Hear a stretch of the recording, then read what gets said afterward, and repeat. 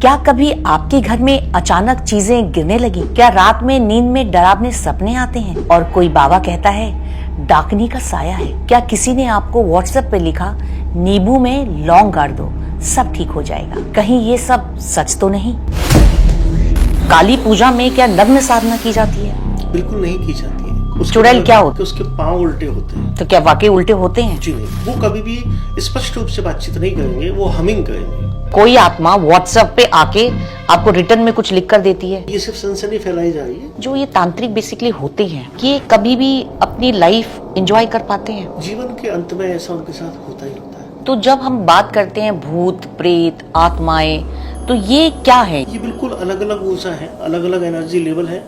कोई ब्लैक होती है, कोई व्हाइट होती है, कोई ब्लू होती है, कोई रेड होती है। क्यों साधनाएं रात को 12 बजे के बाद ही की जाती है? जब घड़ी की सुइयां एक साथ मिलती हो रात के 12 बजे, आप किसी भी चौराहे को क्रॉस मत कीजिए। नमस्कार दोस्तों, मैं हूं पुनीता त्यागी और आज के हमारे पॉडकास्ट का विषय है अंधविश्वास या आत्मज्ञान। आज हम परत दर परत खोलेंगे उन विश्वासों और भ्रमों की जो सालों से हमारे समाज का हिस्सा है। आज की इस अनोखी कड़ी में हमारे साथ मौजूद हैं ज्योतिष, तंत्र और अध्यात्म सहित ऑकल्ट साइंस के सुपर एक्सपर्ट और श्री गणेश जी के परम भक्त आइडिया बाबा, जो 35 सालों से लाखों ज्योतिष के जीवन को संवार रहे हैं। स्वभाव से खुशमिजाज, जिंदा दिल मगर मेल मुलाकात में संकोची आइडिया बाबा से बहुत मुश्किल से संपर्क करके हम यहाँ इस प्लेटफॉर्म पर पॉडकास्ट के लिए कठिनाइयों से राजी कर पाए हैं, क्योंकि ये प्रचार प्रसार से दूर रहकर ऑकल्ट साइंस पर शोध करने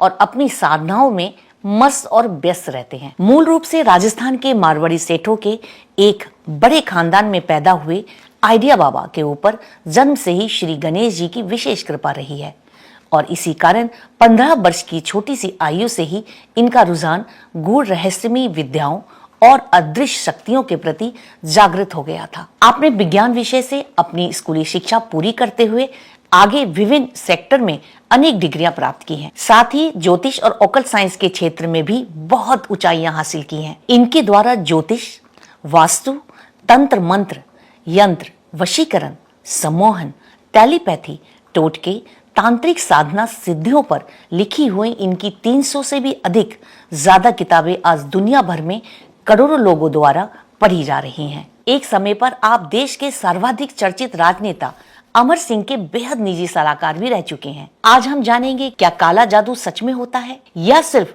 मानसिक भ्रम है? ब्रह्म राक्षस कोई पौराणिक प्राणी है या आज की डरावनी कहानी? तंत्र मंत्र और तावीज उपाय है या अंधविश्वास? और सबसे जरूरी सवाल, क्या व्हाट्सएप पर बताए गए ये झटपट उपाय आपकी किस्मत बदल सकते हैं या बिगाड़ सकते हैं? सागर जी, आपका हमारे स्टूडियो में बहुत बहुत स्वागत है। ओम गणपते।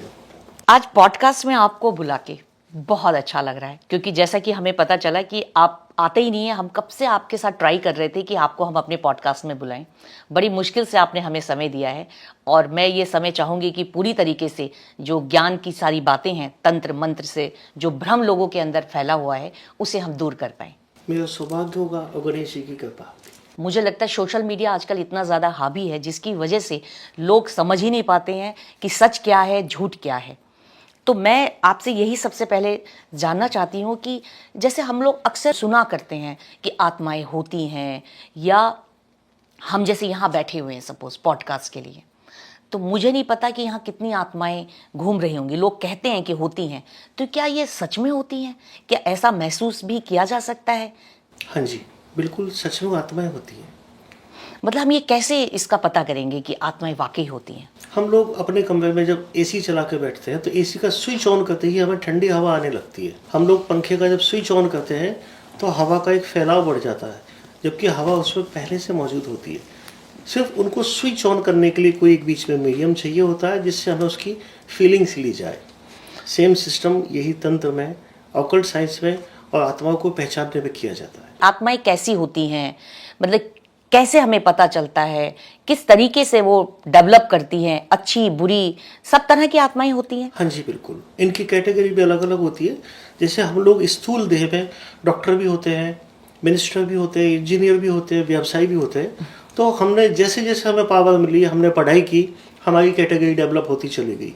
इसी तरह से जिस तरह की आत्माएं जिस लोक में जाती है या उनको जैसा भोग दिया जाता है, जैसा माहौल में वो रहती हैं, वो दरअसल सूक्ष्म देह होती है। अच्छा, जैसे शमशान में बेसिकली हमने ये देखा है कि जो तंत्र विद्या होती है या आत्माएं होती है, कहते हैं कि शमशान में रहती हैं, तो क्या आत्माएं शमशान में वाकई उतरती हैं या ये हमारा एक मार्केटिंग स्टंट है? मैं ये जानना एक चाहती हद तक कहा जा सकता है कि आज अपनी इस गुप्त विद्या को भुनाने के लिए कुछ लोगों ने व्यावसायिकता का सहारा लिया मार्केटिंग स्टंट के रूप में। वस्तुतः ये सब चीज़ें होती हैं, सच है, और आत्माएं सभी जगह होती है। जब सदियों से इतने लोगों की मौत होती आ रही है तो वो उनकी जो सूक्ष्म देह, स्थूल देह छोड़ के जो सूक्ष्म देह की एनर्जी जाती है वो कहाँ जाएगी, कितने लोगों में जाएगी? कहीं ना कहीं तो उसे स्थान चाहिए। तो वही आत्माएं, वही सूक्ष्म देह हमारे आसपास होती हैं। तंत्र विद्या क्या जो शक्ति प्राप्त करते हैं, क्या वो शमशान में जाके ही प्राप्त होती है या घर बैठे या कहीं भी बैठ के साधना करते हैं तो क्या वो शक्तियां मिल सकती हैं? विज्ञान विभाग तंत्र में ये वर्णित है कि अनेक साधनाएं की जा सकती हैं शक्तियों को प्राप्त करने के लिए, और उनके लिए, उन साधनाओं के लिए जो अलग अलग स्थान, अलग अलग नियम बताए गए, उसमें एक छोटा सा हिस्सा शमशान भी है। लेकिन ऐसा नहीं है कि कोई ग्रस्त व्यक्ति है और वो अपने घर में बैठ के साधना करके शक्तियां प्राप्त नहीं कर सकता हो। किया जा सकता है बहुत आसानी से। तो ब्रह्म राक्षस को बांधने की क्या विद्या है? इस विषय में हम लोग नहीं बात करें तो ज़्यादा अच्छा है, क्योंकि आम आदमियों के लिए उपयोगी नहीं है। सबसे पहली बात तो मैं सिर्फ एक ब्रीफिंग देना चाहूँगा। ब्रह्म राक्षस अपने आप में इतनी बड़ी एनर्जी है कि कोई विद्वान व्यक्ति, जिसको आजकल कुछ लोग तो कह देते हैं ब्राह्मण वर्ण का, लेकिन विद्वान व्यक्ति कोई भी हो सकता है, जब वो अतिरेक में घमंडी हो जाता है, गर्वित हो जाता है, और अनायास उसकी मृत्यु होती है, सहज नहीं। ब्रह्म राक्षस क्या ये बांधने की विद्या है या सेक्सुअल हैरेसमेंट की प्रताड़ना होती है उसी इसमें? के लिए मैं आपको एक लिंक अप करना चाहता हूँ। जब उस व्यक्ति की सूक्ष्म स्थूल देह से सूक्ष्म जो बदलता है वो ब्रह्म राक्षस में बदलता है। अच्छा। और उसकी किसी भी तरह की कोई फिजिकल डिमांड नहीं होती है। ये सिर्फ तंत्र की आड़ में, ब्लैक मैजिक की आड़ में अपने देह सुख को भोगने का एक पाखंड है। दक्षिण मार्गीय तंत्र में जो सतोगुणी रजोगुणी होता है, मनोकामना पूर्ति के लिए होता है, उसमें किसी भी तरह के मैथुन या सेक्स का कोई योग, कोई रोल नहीं होता।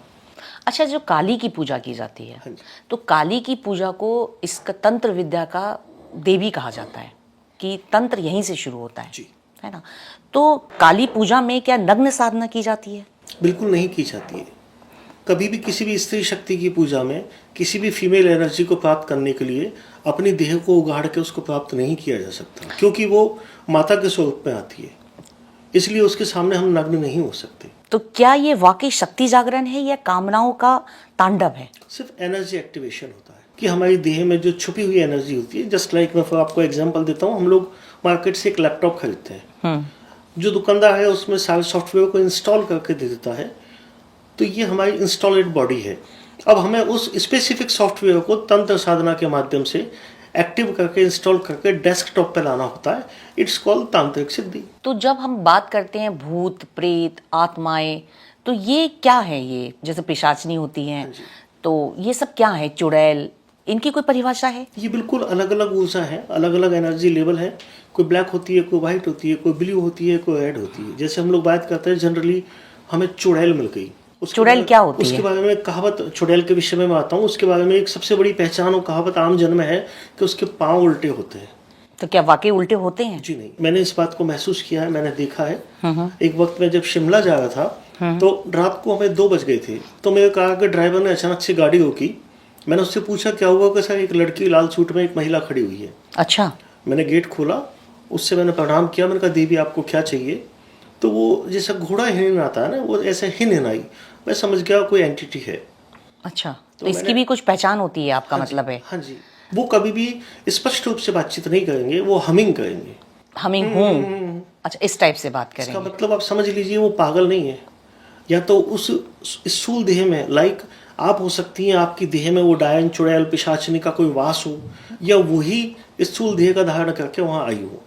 यानी कि किसी के भी शरीर में, हाँ जी, यानी कि मेरे, किसी के, यहाँ इतने लोग हमारे पॉडकास्ट में बैठे हुए हैं, किसी के भी शरीर में कोई आत्मा प्रवेश कर सकती है? जी बिल्कुल। हम लोग मोबाइल का हैंडसेट है। हम जब हमारी कैपेसिटी जितनी अच्छी होगी या जितनी लो होगी उसके अकॉर्डिंग नेटवर्क लग जाता है। तो ये नेटवर्क ही होता है कि हम अपने हैंडसेट को जैसे ही बैटरी को चार्ज करके सिम कार्ड डाल के एक्टिवेट करना चाहते हैं, तो वो नेटवर्क अपने आप एक्टिव हो जाता है। तो ये जो नेटवर्क है, डायन, भूत, प्रेत, पिशाच, चुड़ैलिनी, कभी कभी स्वतः भी आ जाती है और कभी कभी इन्हें साध के बुलाना पड़ता है। अच्छा, तो हमें कैसे पता चलता है इसके बारे में? इसके लिए कोई विशेषज्ञ होता है, वो लक्षणों के आधार पर इसको पहचान सकता है।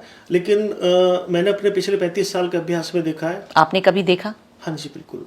और ऐसे वरिष्ठ साधकों के साथ मैंने ऐसी चीज़ों को होते हुए भी देखा है। जैसे? मेरे अपने होम नेटिव प्लेस के पास एक बड़ा प्रसिद्ध स्थान है मेहंदीपुर बालाजी का, वहाँ मैं अक्सर जाता हूँ, लेकिन सिर्फ ढोक लगाने, माथा टेकने, लेकिन वहाँ ऐसी चीज़ें स्पष्ट रूप से देखने को मिलेंगी। तो वहाँ तो मेहंदीपुर आपने बालाजी का जो बताया, वहाँ तो जो हमने देखा है कि वहाँ पे जो शक्तियाँ, मतलब हम ये नहीं पता है कि वो मेंटली मतलब डिसऑर्डर के पेशेंट्स होते हैं, क्या होते हैं, लेकिन वहाँ वो अलग अलग तरह की एक्टिविटीज़ कर रहे होते हैं। मंदिर के अंदर वो अलग अलग एक्टिविटीज़ चल रही होती हैं, वो झूम रहे होते हैं, कोई बैठा है, कोई जंजीरों से जकड़ा हुआ है, लाइक इस टाइप की चीज़ें हमने देखी हैं।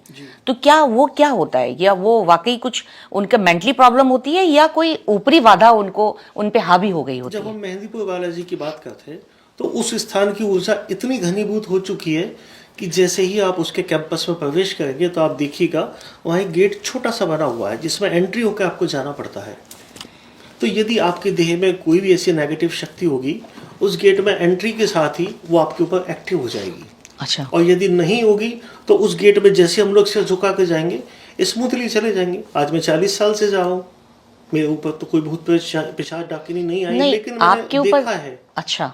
वहाँ पे स्पष्ट रूप से जब एक 40 किलो की बॉडी का व्यक्ति लेटा हुआ है और अपने ऊपर 2 क्विंटल की चट्टान को वो बोलता है, भैया जी इसको उठा के मेरी छाती पे रख दीजिए, आप उसको क्या कहेंगे? जो बंदा एक सब्जी का थैला नहीं उठा सकता 2 किलो का, कुछ ना कुछ तो उसकी देह में कुछ अलग है, समथिंग डिफरेंट। लेकिन उस पूरे एरिया में काफ़ी अंदर जाके काफ़ी लोग इस टाइप के लोग रह रहे हैं जिनको मेंटली प्रॉब्लम है। हाँ जी। तो ये कहीं कहीं से आके वहाँ पे बस गए हैं, क्योंकि वो उनका वो छोड़ नहीं पा रहे हैं। मतलब मैं ये बता नहीं पा रही हूँ कि क्या चीज़ होती है वो, कि वो क्या किस चीज़ का साया होता है जो इस वजह से वो अच्छे खासे होते हैं देखने में, लेकिन वो अलग अलग भाषाएं में बात कर रहे होते हैं। अनगिनत तो ऐसी शक्तियाँ होती है जिनको अभी भी फाइंड आउट नहीं किया गया। अभी जैसे 10 दिनों पहले मेरे पास एक केस आया था, कोई एक फेमस डॉक्टर है, गायनोकोलॉजिस्ट, उनकी बेटी का एक केस आया था। वो बेटी कॉस्मेटोलॉजी का कोर्स कर रही होती है दिल्ली में। अपनी फ्रेंड्स के साथ वो लोग लोधी गार्डन जाते हैं। वहाँ जाके उन्होंने, अब चूंकि बच्ची उम्र के, कुछ उन्होंने ड्रिंक वगैरह किया, कुछ बियर पी। तो वहाँ किसी व्यक्ति ने, उनमें से उनके फ्रेंड्स ने, कोई परफ्यूम निकाल के, देखो मैं नया परफ्यूम लाया हूँ, सबके ऊपर उन्होंने छिड़क दिया। ये करके स्मूथली वो लोग घर वापस आए। तो वहाँ से आने के बाद वो जो बच्ची डॉक्टर की बेटी थी, कॉस्मेटोलॉजिस्ट का कोर्स करी थी, उसके अंदर से पता नहीं उसका बिहेव चेंज हो गया, जस्ट लाइक कोई एंटिटी उसमें एंटर हो गई हो। तो मेरे पास उन्होंने वीडियो कॉलिंग के जरिए केस को मुझे भेजा। अच्छा। मैंने उसको देखा तो वास्तव में लोधी गार्डन में जिस स्थान पे वो बैठे थे, उस पेड़ के आसपास कोई ऐसी थी अदृश्य शक्ति जिसको सुगंध पसंद थी। तो ऐसी अनगिनत शक्तियां होती है जिसको जो पसंदीदा चीज जहां मिल जाती है वो उसको तरफ आकर्षित होकर उसमें बस जाती है। इसी चीज को हाई लेवल पे ले जाके तांत्रिक लोग स्पेसिफिक उसको वही चीज देते हैं। किसी को मीठा पसंद है तो मीठे का भोग लगा के उसको बुला लेते हैं और सिद्ध कर लेते हैं। किसी को परफ्यूम पसंद है तो वो इत्र लगा के या इत्र को छिड़क के अगरबत्ती लगा के उसको पसंद कर लेते हैं। कच्चे दूध से कर लेते हैं। मैंने तो स्पष्ट रूप से होता हुआ देखा ये चीज़ें। और हम तो चूंकि छोटे से कस्बे गांव के लोग के हैं तो हमारे आसपास ऐसी सैकड़ों चीज़ें होती हैं जो बड़े शहरों में देखने को नहीं मिलती। हमारे यहाँ ढोंग पाकड़ नहीं होते हमारे कस्बाई इलाकों में। जैसे अभी आपने परफ्यूम की बात की, तो मुझे जो आपने जब एंटर किया तो आपने एक डिफरेंट टाइप का कुछ इत्र, सुगंधित सी खुशबू आई और सभी को लगा कि एक डिफरेंट सा आपने कुछ यूज़ किया है। तो क्या मैंने देखा है कि हर तांत्रिक या तंत्र करने वाले या एस्ट्रोलॉजर हैं वो इस टाइप की चीज़ों को यूज़ करते हैं, उसके पीछे क्या रीज़न है, क्यों इस्तेमाल करते हैं? दो उद्देश्य होते हैं जी। यदि व्यावसायिक उद्देश्य की हम बात करें तो ये लोगों को वशीभूत करने के लिए किया जाता है। इस इत्र का नाम होता है वशीकरण इत्र। अच्छा, ये भी ऐसे भी इत्र आते हैं? हाँ जी, जिससे लोग लाखों करोड़ों कमाते हैं इसको बेच के। इसका सबसे बड़ा फायदा क्या होता है, जब आप लगाते हैं तो सामने वाला व्यक्ति जो भी आपके संपर्क में, आपके दायरे में आता है, उसको एक अच्छा सा फील होता है, वो आपकी तरफ आकर्षित होता है। अच्छा। दूसरा इसका उपयोग होता है आपकी पॉजिटिव एनर्जी को डेवलप करने का और अपने प्रोटेक्शन के लिए। ये भी वशीकरण इत्र का सबसे मुख्य और महत्वपूर्ण उपयोग है।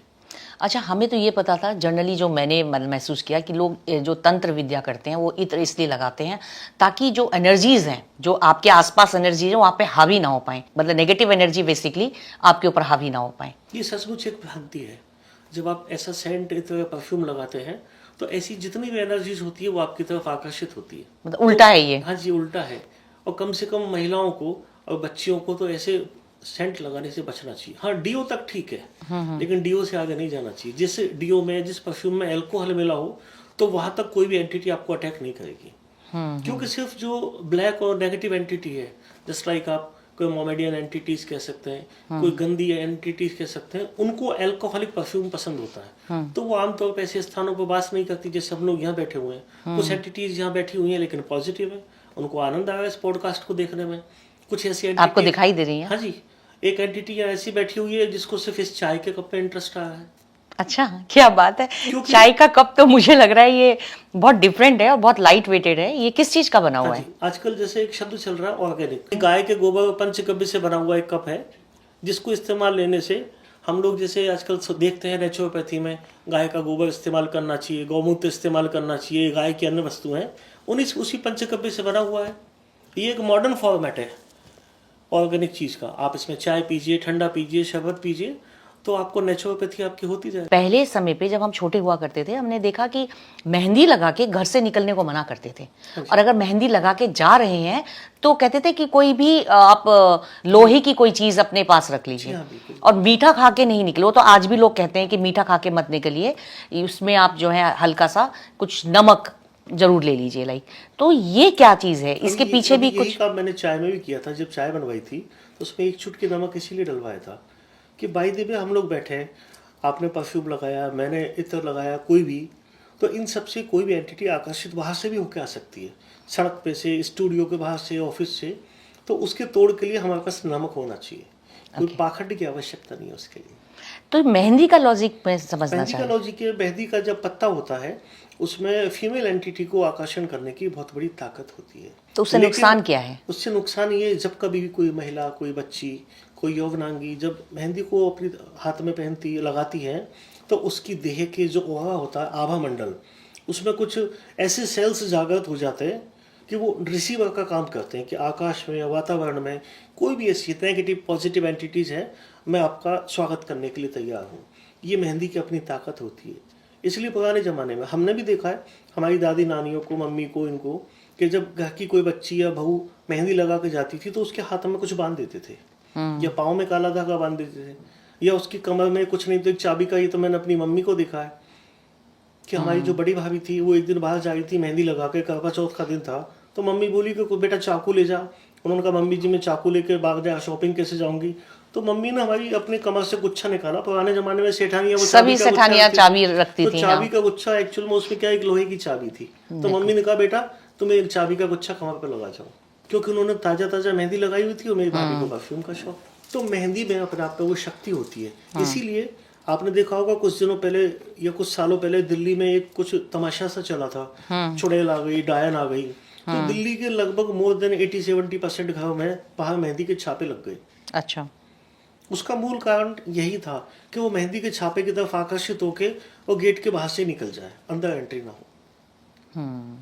तो ये मेहंदी की अपनी शक्ति है। जैसे काली जी को तंत्र की देवी कहा जाता है, आदि शक्ति होती है। हाँ जी, ये मूल रूप से तंत्र की अधिष्ठात्री देवी है, जहाँ से तंत्र उत्पन्न हुआ है। अच्छा, एक चीज इसी से कनेक्टेड एक सवाल है, जैसे आसाम में गुवाहाटी में आपकी कामाख्या देवी है, उन्हें भी तंत्र की देवी ही कहा जाता है कि सारे तंत्र वहीं से निकले हैं, यही कहा जाता है जहाँ तक मुझे पता है।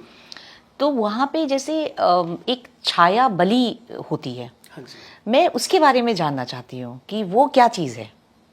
बहुत शानदार आपने सवाल किया है, लेकिन उससे पहले मैं आपसे विनम्रता से पूछना चाहूँगा कि आम आदमी को इसके विषय में जानकारी बिल्कुल भी नहीं होती है, ये बेहद गोपनीय मामला होता है। आपको इस विषय में कैसे जानकारी मिली?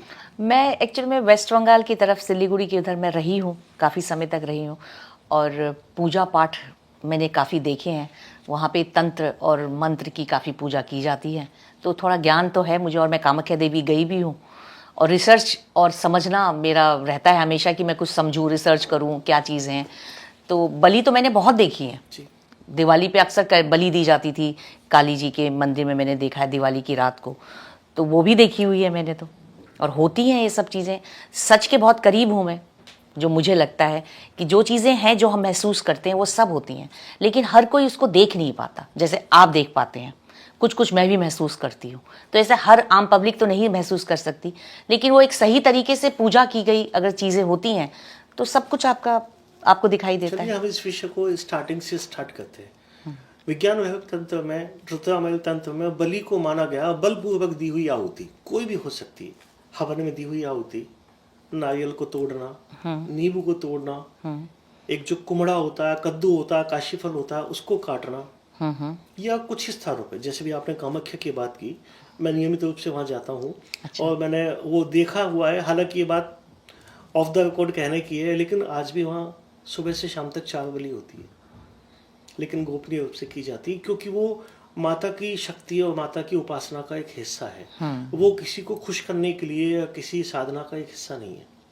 हाँ, एक मॉडर्न फॉर्मेट अभी आ गया है, जो हाई सोसाइटीज़ के लोग होते हैं, जिनमें ये स्टार्ट हुआ है, हाई सोसाइटी के लोग जो जैनिज्म से कनेक्टेड है, जो अहिंसा का पालन करने वाले, अहिंसा का अनुमोदन करने वाले हैं, वो तांत्रिक सिद्धियां भी प्राप्त करना चाहते हैं, लेकिन उनको बलि से बड़ी घृणा है। तो जो कापालिक होते हैं तंत्र विद्या में, अघोरी और तांत्रिक से बड़े होते हैं कापालिक। कापालिक जस्ट लाइक ए पीएचडी और नेट सेलेक्ट वाले प्रोफेसर। इन्होंने एक नए फॉर्मेट में स्टार्ट किए छाया बलि। ये भी कुछ 8-10 सालों से ये स्टार्ट हुई है। इस छाया बलि में क्या होता है, मैं अहिंसा का पालन करने वाला हूँ, मैं बलि के प्रति अनुराग नहीं हूँ, लेकिन वो तंत्र साधना, वो सिद्धियां प्राप्त करने के लिए मुझे उन नियम को फॉलो करना पड़ेगा। तो जिस भी माध्यम को, वो चाहे पशु हो, पक्षी हो, मनुष्य हो, जिसके लिए उस शक्ति के ने अपना भोग मांगा है, उसको एक ऐसे स्थान पे ले जाया जाता है जहाँ दीवार पर उसका शेडो आता हो, उसकी छाया आती हो। अच्छा। और वो एक खास चौकड़िया और बहुत देख के ले जाया जाता है, और उसके साथ कोई एक सिंबॉलिक वेपन ले जाया जाता है, लाइक कोई लकड़ी का डंडा जो छाया में तलवार जैसा दिखे, या कोई एक छोटा सा लकड़ी का फट्टा जो चाकू जैसा दिखे। और माता उसके साथ होता है एक तांत्रिक, जो लगातार उस तांत्रिक शक्तियों का आह्वान करता है, और जैसे ही वो आह्वान तीव्रता पे पहुंचता है, तो तीव्रता की उच्चतम अवस्था पे वो कापालिक उस सिंबॉलिक डंडे को, वो जो भी माध्यम है, उसकी गर्दन तक ले जाके मंत्रोच्चार को पूर्ण करके एक आहुति हवन में दे देता है। अच्छा। और वो छाया बलि हो जाती है। उसके बाद वो जो भी माध्यम है, चाहे वो कुछ भी हो सकता है, उसको प्रणाम करके उसको कुछ भी खिला पिला के छोड़ दिया जाता है। अच्छा। और वो जो डंडा होता है उसको हवन में भस्म कर दिया जाता है, यानी उस छाया बलि का कोई सबूत नहीं रह जाता। अहिंसा का पालन हो गया, जो माता को बलि देने का काम था वो भी पूरा हो गया। बिल्कुल।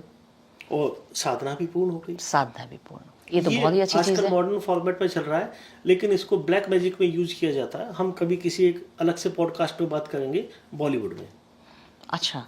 क्योंकि वहाँ जैनिज्म को मानने वाले काफी लोग हैं। आपने अभी जैसे ब्लैक मैजिक की बात की, तो ब्लैक मैजिक क्या है एक्चुअली, इसकी क्या परिभाषा है? इसकी परिभाषा ये है कि मैजिक होता है एक जादू। चूंकि तंत्र को अंग्रेजी में कोई नाम नहीं दिया गया, उसका कोई नाम भी नहीं है, तो विज्ञान वैभव तंत्र से निकला हुआ एक संस्कृत का बड़ा उच्च स्तर का शब्द है। तो अंग्रेजों के पास सीमित शब्दावली है, तो उन्होंने इसको मैजिक नाम दे दिया। कुछ भी हो, उनके लिए तो इल्यूजन है, मैजिक है। यही जब नेगेटिव स्थिति में जाता है, चूंकि अलग अलग योग गुण होते हैं, रजोगुण, समोगुण, सतगुण, तमोगुण। तो जब हम तमोगुण पे जाते हैं, जब हमारी मानसिकता नेगेटिव होती है और उसी नेगेटिव के कारण हम लोग नेगेटिव साधना करते हैं, वो ब्लैक मैजिक होता है। अच्छा। जिससे हम दूसरे की विपरीत मानसिकता के बावजूद हम वो मनोकामना पूर्ति के लिए काम करते हैं। जस्ट लाइक मैं आपको वशीभूत करना चाहता हूँ। एक तो मैं आपसे प्यार से, आपको सम्मान देके आपके साथ एक रिलेशन डेवलप करूँ कि भाई आप मेरी बहन है, माँ है, कुछ भी है, तो मेरा आपसे एक संबंध स्थापित हो गया पॉजिटिव। दूसरा, मैं आपको पाने के लिए कुछ ऐसी शक्तियों, ऐसी साधनाओं का सहारा लूँ कि आप मेरे वशीभूत हो जाएं, और फिर मैं जैसा चाहूँ वैसा आप करें। अभी इस बीच में आप एक क्रॉस क्वेश्चन करेंगी, क्या सच में ऐसा होता है? कुछ हिस्सों में ऐसा किया जाता है, लेकिन कुछ लोग ही इस दुनिया में करने वाले हैं, और उसको बोला जाता है ब्लैक मैजिक। ब्लैक मैजिक, जिसमें हमारी मनोकामना पूर्ति के लिए हम तंत्र को माध्यम बना के किसी भी हद तक जा सकते हैं। It's called actual black magic. अच्छा, लोगों के मन में एक विचार रहता है कि गाँव में इस तरह की चीज़ें बहुत ज़्यादा होती हैं, और गाँव के लोगों को ये पता होता है किस तरीके से किस पे कंट्रोल करना है। तो क्या सचमुच कुछ गांव में फुटिया या बुलाकी जैसी कुछ चीजें होती हैं? हाँ जी, इसको 1.5 फुटिया बोलते हैं। 1.5 बुलाकी फुटिया पे तो हम लोग डिस्कशन नहीं कर पाएंगे। मतलब बेसिकली पिशाच टाइप काइंड ऑफ होते हैं ये। इसको आप कह सकते हैं पॉजिटिव पिशाच। तो ये पिशाच अलग होते हैं? हाँ जी, पिशाच अलग मतलब होते हैं। आत्माएं अलग हो गई, जी। पिशाच अलग हो गए, चुड़ैल अलग होती हैं, मतलब ये सब अलग अलग चीजें हैं। हाँ जी, ये पॉजिटिव पिशाच जो सकारात्मक शक्ति रखने वाला होता है, जिसको बहुत जल्दी आसानी से कुछ विधियों से वश में किया जा सकता है, लेकिन वो विधियां बड़ी खतरनाक और खर्चीली होती है।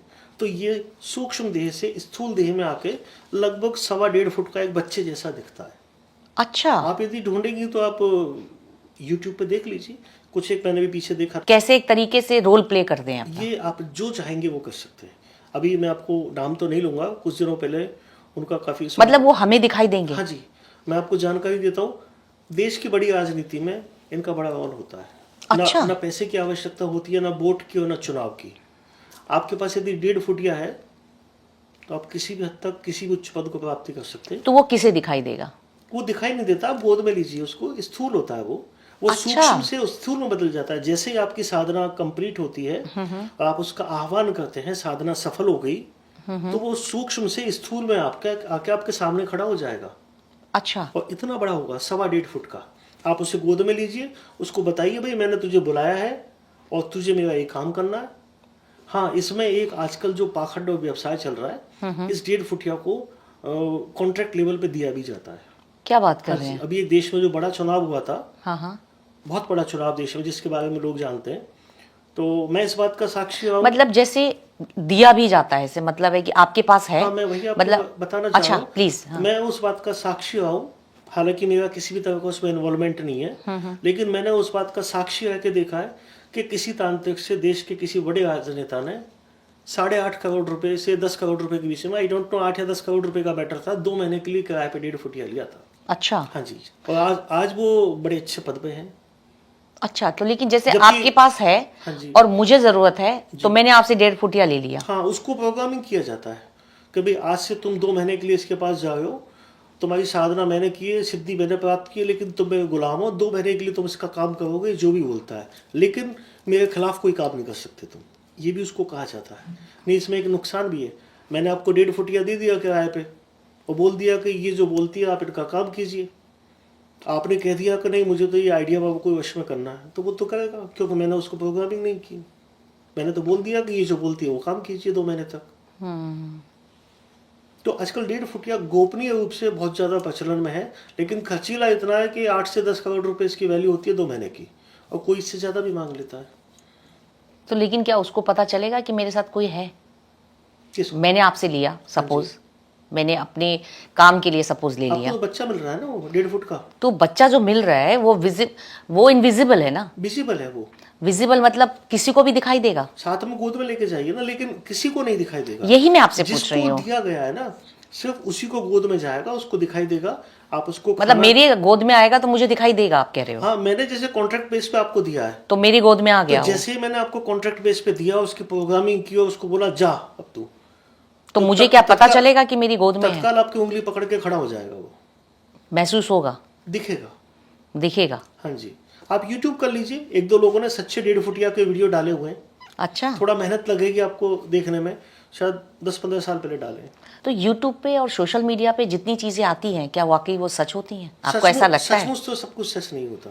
नहीं होता, क्योंकि सोशल मीडिया पे बहुत ज़्यादा ऐसी चीज़ें चल रही हैं जिसके बारे में हमने पहले कभी सुना था, सोचा था, वो अब दिखाई देती हैं। तो क्या हमारी लोगों की शक्तियाँ या लोगों के अंदर का ज्ञान का भंडार इतना ज़्यादा बढ़ गया है कि वो सारी चीज़ें अब आ गई जो हमने कभी पहले सुना करती थी, किताबों में रहती थी? वास्तव में हुआ क्या है, देश में, किसी भी देश में जब आर्थिक मंदी का दौर आता है तो एक नया व्यवसाय पैदा हो जाता है। तो ये व्यवसाय तो नहीं है एक तरीके यही का? कुछ हुआ है आर्थिक मंदी के दौर में। लॉकडाउन के बाद ही आप देखिए, तो आप सोशल जितने भी मीडिया, लोग यहाँ बैठे हैं, आप थोड़ा सा ऑब्जर्व कीजिए कि लॉकडाउन के बाद ये चीजें क्यों बढ़ी है सोशल मीडिया में। इससे पहले क्यों नहीं थी? एक नया व्यवसाय लॉकडाउन के बाद खड़ा हुआ है, और व्यवसाय है सनसनी फैलाने का, व्यवसाय है सिर्फ पैसा कमाने का। हाँ, ऐसा नहीं है कि इनमें कुछ सच्चे लोग नहीं हो, है सच्चे लोग भी, लेकिन वो आने से बचते हैं। आएंगे तो सिर्फ ज्ञान दे के जाएंगे, प्रोडक्ट बेच कर नहीं जाएंगे, सनसनी नहीं फैलाएंगे। इसका मतलब ये हुआ कि मुझे एक चीज़ और बताइए, तो क्या हर तांत्रिक जो शावर मंत्र कुछ होता है, शावर पूरी विद्या होती है, शावर मंत्र जो होता भगवान है, शिव के। क्या वो उसे बेचता है? नहीं जी। और शावर मंत्र जो होता है बहुत शक्तिशाली होता है, हाँ जी, ये अनगढ़ मंत्र होते हैं, इनका कोई पैरामीटर या नियम नहीं होता। तो क्या इतनी वो मतलब उसे तांत्रिक सेल भी कर सकता है, ये कहने का मतलब है? नहीं किया जा सकता। मैं जस्ट तो ये जस्ट स्क्रिप्टेड है इसका मतलब? स्क्रिप्टेड भी नहीं है, ये बहुत आसानी से सिद्ध हो जाने वाले अनगढ़ शब्दों के मंत्र हैं, जिनसे आप अपनी मनोकामना पूर्ति के लिए खुद भी किया जा सकता है। एक 10 साल से उम्र से ऊपर का कोई भी बच्चा, कोई भी जीवित व्यक्ति जिसके भीतर थोड़ा सा अनुशासन है, मानसिक स्थिति अच्छी है और कुछ नियम कायदों का फॉलो करता है, तो 1 साल के लिए किसी भी शावर मंत्र को सिद्ध किया जा सकता है। हालांकि ये मंत्र ओपनली नहीं बोले जाते। तो ये मतलब क्या होते हैं, ये इससे क्या बेनिफिट होता है? मनोकामना पूर्ति, ये भगवान गोरखनाथ के द्वारा बनाए गए हैं, भगवान शिव की आज्ञा से। मैं आपको एक उदाहरण देता हूँ। पिछले महीने मेरे पास एक हमारे कस्बे की, हमारे गांव की एक महिला का केस आया। वो अच्छे पोस्ट पर है, लाइक मैं आपको खुलकर बताऊं तो वो राजस्व पोस्ट पे है, प्रशासनिक जो पोस्ट होती है। उनको हो गई थी पाइल्स की प्रॉब्लम। अच्छा। चूंकि उनसे मेरे एक बहन भाई जैसे संबंध थे, वो किसी से डिस्कशन नहीं कर सकती, तो उन्होंने मुझे फोन किया कि भैया मैं घर पे आना चाहती हूँ और रात को आ सकती हूँ। मैंने कहा बिल्कुल बहन, आपका स्वागत है। वो मेरे पास आई, उन्होंने कहा मुझे ये समस्या है, मैं डॉक्टर को डिस्कशन नहीं कर पा सकती क्योंकि मैं एक बड़ी पोस्ट पे प्रशासनिक अमले में हूँ। तो क्या आपके पास कोई ऐसा उपाय है कि जिसमें मुझे झिझक भी ना हो और उस उपाय से सब कुछ ठीक भी हो जाए? ऐसे में मुझे सबसे अच्छा ये लगा कि मैं उसे एक शावर मंत्र छोटा सा दे दूं, जिसको उन्हें सिर्फ थोड़ा सा जाप करना है। सुबह सुबह स्नान करने के बाद 1 माला 2 माला प्रतिदिन नियम पूर्वक एक समय पे, 3 महीने में सिद्ध हो जाता है। आपने बहुत जल्दी सुबह शाम किया तो 1 महीने में सिद्ध हो जाता है। मैं उस मंत्र को भी आप दर्शकों के लिए बता देता हूँ। बवासीर के लिए बहुत शक्तिशाली मंत्र है। वो मंत्र है ओम उमति उमति चल चल स्वाहा। अच्छा। अब इसका कोई मायना नहीं होता, मतलब इतना करने से ही आपका मतलब बवासीर ठीक हो जाएगा? हाँ जी, जो पाइल्स है, पाइल्स की प्रॉब्लम हाँ ठीक हो जी, जाएगी, बिल्कुल, चाहे वो ड्राई हो पाइल या ब्लीडिंग हो। मैं तो ओपनली आपको बोल रहा हूँ, मेरे पास अनुभव है और सैकड़ों अनुभव है। जब आपको ये मंत्र सिद्ध हो जाता है, अब वो सामने वाला, जैसे ये भाई साहब बैठे हैं, इनको मंत्र सिद्ध करना नहीं आता, तो आप मेरे पास आएंगे, मैं कहूँगा एक पानी की बोतल ले आइए, अपने हाथ से अपने घर से बनवाइए या पैक बोतल ले आइए किसी भी ब्रांड की। मैं उसका ढक्कन खोलूंगा, उस मंत्र को 41 बार जाप करते हुए उस पर फूंक दूंगा, 41 फूंक ढक्कन बंद करके इनको दे दूंगा कि या तो संभव हो सके तो आप शौच के वक्त भी उसका इस्तेमाल कीजिए, और नहीं तो प्रतिदिन सुबह दोपहर शाम एक एक ढक्कन उसमें से पानी पीजिए। रिजल्ट आप खुद देखिएगा, सब कुछ दर्शकों के सामने है। मैं तो एक सामान्य सा व्यक्ति हूँ, जो मेरे पास ज्ञान है मैंने आपके साथ बांट दिया। तो अच्छा है ना, आप लोग भी अगर गुरुजी से संपर्क करना चाहते हैं तो दिए गए नंबरों पे संपर्क कर सकते हैं। इन महिलाएं जो होती है वो अपनी ऐसी बीमारियों, ऐसी समस्याओं के लिए किसी के पास जाने से पहले झिझकती हैं। ऐसे में शावर मंत्र जैसी चीज है, रत्नों का उपयोग जैसी चीज है, स्वयंभू स्वयं अनुभूत और शक्तिशाली है। और सबसे महत्वपूर्ण चीज, these things are result oriented.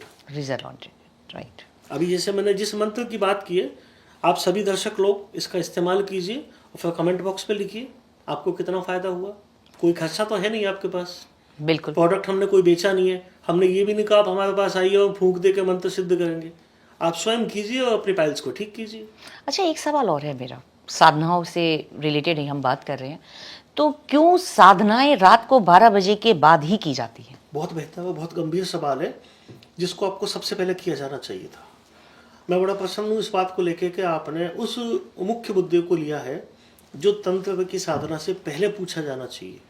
सबसे पहले आवश्यकता होती है स्थान, माहौल, समय और आसन की।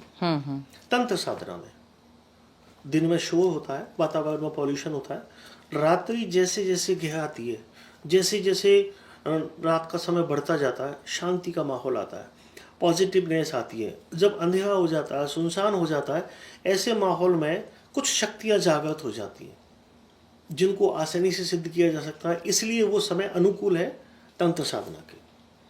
लेकिन यदि आप दिन में ऐसा कुछ करना चाहते हैं तो उसके लिए फिर आपको एकांत का माहौल चाहिए, जैसे किसी मंदिर के पीछे हो गया, किसी गुफा में हो गया, किसी बंद कमरे को स्वच्छ रूप से अभिमंत्रित करके अपना आसन बिछा के।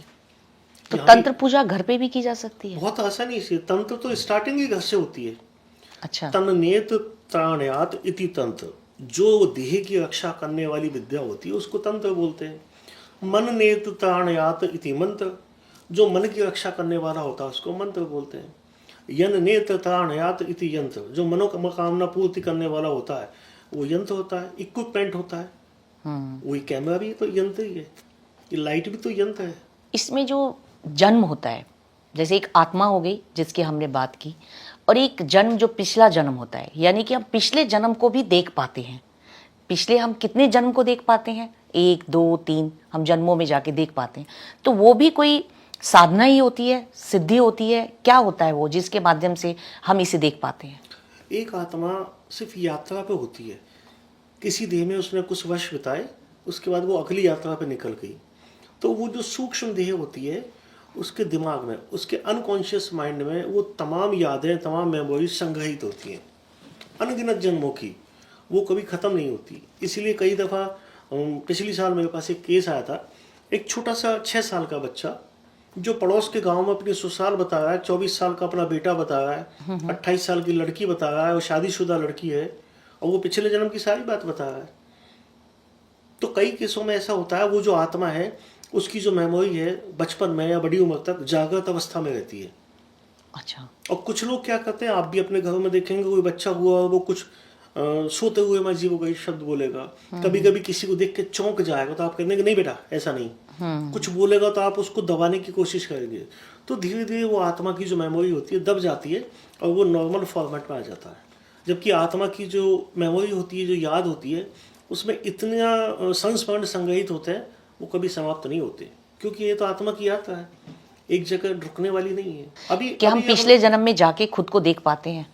हाँ जी बिल्कुल देख पाते हैं, क्योंकि हम लोग यदि दिल्ली से बैठे हैं जम्मू कश्मीर के लिए ट्रेन से, तो जिस तरह से कई स्टेशन अगले आते हैं ना, तो जहाँ से हमने बोर्डिंग किया ट्रेन तो वहाँ से पहले से चल रही है, उसके पास पिछले स्टेशन भी तो हैं। तो वो जो ट्रेन है वो आत्मा है, हम जो पैसेंजर उसमें बैठे हैं वो बॉडी है जहाँ से कभी कभी उस ट्रेन ने उसको बोर्डिंग करवाया, उसको देखा जा सकता है, क्योंकि ट्रेन के पास सारी मेमोरी है। कुछ विधियाएं होती है वो सिद्धियां नहीं होती, वो सिर्फ सहज अभ्यास होते हैं। अच्छा। उसके लिए सिर्फ मानसिक शांति, तन्मयता, एकाग्रता और पवित्रता की आवश्यकता होती है। आप डीप ट्रांस में जाएं, जिसको हमारे योग में कहा गया है शवासन। आप शवासन में लेटें और कुछ सोचने की, याद करने की कोशिश करें कि आप कहाँ देखना चाहते हैं, कहाँ जाना चाहते हैं। तो एकदम से कुछ समय के अभ्यास के बाद आपकी आत्मा की वो मेमोरी जागृत होंगी और आप स्वयं देख पाएंगे। हालांकि ऐसे past life regression therapist Hindustan में काफ़ी हैं, मेरे भी काफ़ी लोग ऐसे संपर्क में हैं और मैंने भी अपने पिछले 6 जन्म देखे हुए हैं। अच्छा। हाँ जी, और मुझे अगले 3 जन्मों के विषय में भी पता है, लेकिन वो सिर्फ एक अनुभव है। मैं उसको कोई जस्टिफाइड या मैं उसको बोनाफाइड ये नहीं कहना चाहता कि आप भी ये काम कीजिए या आपको ये करना चाहिए या ये पाखंड है। चीज़ें सब होती है, पर बात निजी अनुभव की है। ये तो अच्छा, गूंगे का गुड़ है। मैं आपसे एक सवाल पूछूं, पिछले जन्म में आप क्या थे? पहला जन्म? इससे ठीक पहले वाला। ठीक पहले वाला। इससे ठीक पहले वाला मेरा जन्म पंजाब के एक बहुचर्चित शहर में हुआ, जहाँ पर मैं पंजाबी कम्युनिटी में था। लेकिन बचपन से मेरा साधना सिद्धि, योग, धार्मिक आध्यात्मिक बातों में रुचि थी। तो मैं एक मंदिर का महंत था। अच्छा। और मेरा विवाह नहीं हुआ था और मैं ईश्वर के नहीं सभी धर्मों की उपासना करता था। अच्छा। अंत के समय में मुझे कुछ फिजिकल प्रॉब्लम्स, कुछ दैहिक बीमारियां हो गई, जिसकी वजह से मेरी साधनाएं और मेरी धार्मिक मान्यताएं वो छूटती चली गई। और ऐसी हालत में मुझे देवलोक गमन करना पड़ा। ईश्वर का बुलावा, गणेश जी का बुलावा आ गया। तो वहाँ से मेरी यात्राएं चालू हुई। तो इस जन्म में जब मैं एक बहुत बड़े राजस्थान के मारवाड़ी सेठों के खानदान में पैदा हुआ, जहाँ ना पैसे की कमी, ना व्यवसाय की और ना लोगों की कमी। हमारा अपना खानदान 350 लोगों का है। कैन यू इमेजिन, घर में शादी होती है तो किसी को बुलाना नहीं पड़ता, हम ही लोग इकट्ठे हो जाते हैं। बिल्कुल। और तो पिछले जन्म में भी आप महंत थे और इस जन्म में भी आप स्पिरिचुअल में ही काम कर रहे हैं। मैं बताना चाह रहा हूँ कि पिछले जन्म की साधनाओं का लोग पूछते हैं ना, साधनाओं का क्या फल मिलता है, वो इस जन्म में मिल रहा है। बड़ा फल कम है क्या? सही बात। मैं किसी स्वीपर के घर में जन्म नहीं लिया। हाँ। मैंने किसी कोई ऐसे गैंगस्टर के घर में जन्म नहीं लिया। ठीक बात है। या कोई सड़क पे भिखारी के घर में नहीं लिया। मैंने ऐसी जगह लिया लाइक वो born with gold spoon in mouth. बिल्कुल बिल्कुल ठीक आपने कहा। लेकिन अंदर मानसिकता वही थी, यात्रा तो वही आत्मा की चल रही थी, वही चल रही तो थी। एक 6 साल का बच्चा स्कूल जा रहा है, लेकिन ध्यान उसका वहाँ है कि प्रिंसिपल साहब के, हेडमास्टर जी के कमरे में गणेश जी की मूर्ति लग रही है। मजा आ गया। मैं तो पढ़ाई तो वैसी हो जाएगी, इनको ढोक लगा ले। तो आत्मा जो होती है, जो पिछले जन्म में जो आत्मा आपसे कनेक्ट थी, जब आप छोड़ते हैं शरीर तो आत्मा किसी और में प्रवेश करती है। बिल्कुल। तो आपकी आत्मा किसी और में प्रवेश की, लेकिन ये लेकिन आप, हाँ, सभी आत्माओं के साथ नहीं होता। कुछ आत्माएं जो एक्सीडेंटल केस होते हैं, कुछ अधूरी इच्छाओं के साथ जो सूक्ष्म देह स्थूल देह को छोड़ती है, उनके मन में वो वासना, वो कामना, वो अधूरी इच्छा जो होती है, वो अगला जन्म नहीं ले पाने की खातिर भटकती रहती है। ऐसी ही एंटिटीज जिसको हम बोलते हैं ना, भूत प्रेत पिशाच डाकिनी आकिनी शाकिनी लंकिनी, वो उस रूप में आ आके और हमें छेड़ती है। किसी की वासना पूर्ति की भूख है, किसी की पैसे की भूख, किसी खाने की, किसी को पद पाने की, तो वो ऐसे ही लोगों से संपर्क बना के या तो उनकी देह में प्रवेश करेगी या उनके आसपास रहेगी। अच्छा, मुझे एक सवाल और पूछना है। जैसे दिवाली और फेस्टिवल्स के समय पे, होली दिवाली पे, लोग कहते हैं कि घर के बाहर चौराहे पे पैर मत रखना। हाँ जी। इसका क्या कॉन्सेप्ट है? ये भी कोई तंत्र से कनेक्टेड है? वहाँ पे चौराहे पे बहुत सारी चीज़ें मिलती हैं, कई बार देखा है हम लोगों ने। ये एक बहुत बड़ा गणितीय विज्ञान है, इसको खगोलीय विज्ञान से जोड़ा जा सकता है, तंत्र विज्ञान से, ब्रह्म विज्ञान, अध्यात्म विज्ञान से जोड़ा जाता है। जब कभी भी किसी जगह पे क्रॉस बनेगा, तो सेंटर पॉइंट और focal point of the cross वो एक हैवी एनर्जी डेवलप करता है, हैवी एनर्जी प्रोड्यूस करता है। ओके। ऐसे में यदि हमारा पाँव वहां पड़ जाएगा तो ऐसा लगेगा जस्ट लाइक अपने हवन कुंडी या ज्वालामुखी अग्नि के ऊपर पाँव रख दिया है। ठीक है। तो पाँव जलेगा अदृश्य रूप से, कोई ना कोई तकलीफ पैदा होगी। लेकिन चूंकि पुराने ज़माने में लोग अशिक्षित होते थे, तो इस तरह से उसको समझाया जाता था कि वहाँ पे कोई भूत प्रेत चुड़ैल नेगेटिव एंटिटी का वास है। तो आप, ये मामला अभी भी होता है, सिर्फ होली दिवाली नहीं। दोपहर के 12 बजे जब घड़ी की सुइयाँ एक साथ मिलती हों, रात के 12 बजे आप किसी भी चौराहे को क्रॉस मत कीजिए, क्योंकि जब वहाँ एनर्जी का एक्सप्लोर होता है तो काफ़ी सारी एंटिटी उसके आसपास इकट्ठी हो जाती है। अच्छा। अपनी भूख मिटाने के लिए, क्योंकि वहाँ तो लंगर बट रहा है ना, तो भूखे लोग तो आएंगे। इसको आप इस तरीके से समझ सकते हैं कि चौराहे पे दोपहर में 12 बजे, रात को 12 बजे लंगर बट रहा होता है, लेकिन उन एंटिटीज के लिए जिनकी वासना, जिनकी कामना, जिनकी इच्छाएं वो भोग लेने की, तो उनसे बच के चलने के लिए आम आदमी को बताया गया है। अच्छा, मुझे आपसे एक सवाल और पूछना है, काजल के बारे में बात करनी। जैसे मैंने देखा कि आपने भी काजल लगाया हुआ है, तो काजल, जो बच्चा जब पैदा होता है तो घर में डे 1 से माथे पे उसके काजल लगा दिया जाता है, तो इसका क्या महत्व है, क्या है ये नजर? ये काजल एक तरह से आप यूँ समझ सकते हैं कि आपके घर में कोई खिड़की बनी हुई है और बाहर से कोई गंदी हवा, धुआं, धूल, तूफान आदि कुछ भी आ सकती है, तो उसके लिए आपने एक शीशा या किवाड़ लगा दिया, एक दरवाज़ा लगा दिया, ताकि उन सब चीज़ों से प्रोटेक्शन हो जाए। तो चूंकि पुराने ज़माने में सीमित साधन थे, तकनीकें थी नहीं, जो भी चीज़ें थी नेचुरल होती थी, तो पुराने ज़माने की दादियाँ, नानियाँ, माएँ कुछ बादाम को घिस के या जो गाय के घी का दीपक होता था उससे ऊपर कुछ काजल की काली जोत को पाड़ के उससे बच्चों को आंखों में, माथे पे लगाती थी, तो वो प्रोटेक्शन का काम करती है, यानी कि नेगेटिव एनर्जी नहीं आएगी। हालांकि आज के दौर में काजल का एक नेगेटिव पॉइंट भी है कि वशीकरण काजल बहुत बेचा जाता है। अच्छा। इससे किसी को भी वशीभूत किया जा सकता है।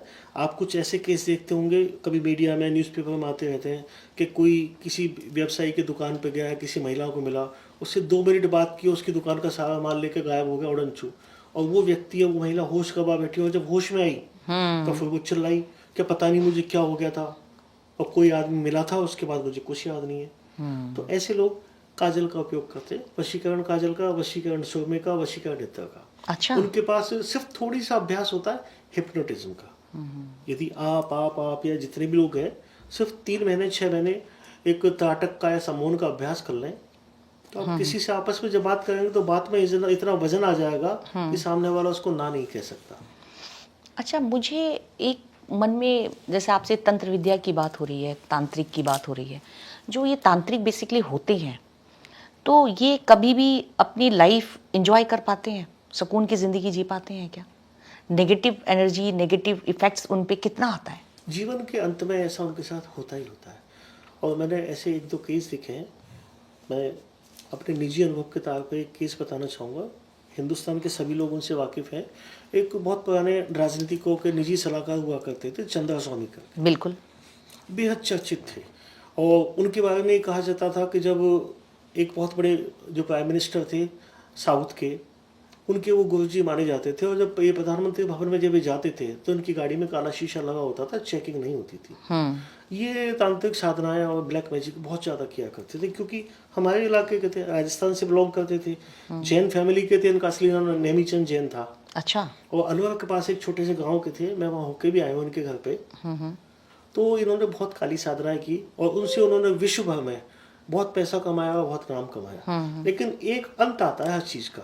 देखिए उनका अंत तो बहुत अच्छा तो नहीं वही हुआ। हुआ। मैं 1996 का एक दौर बताऊं।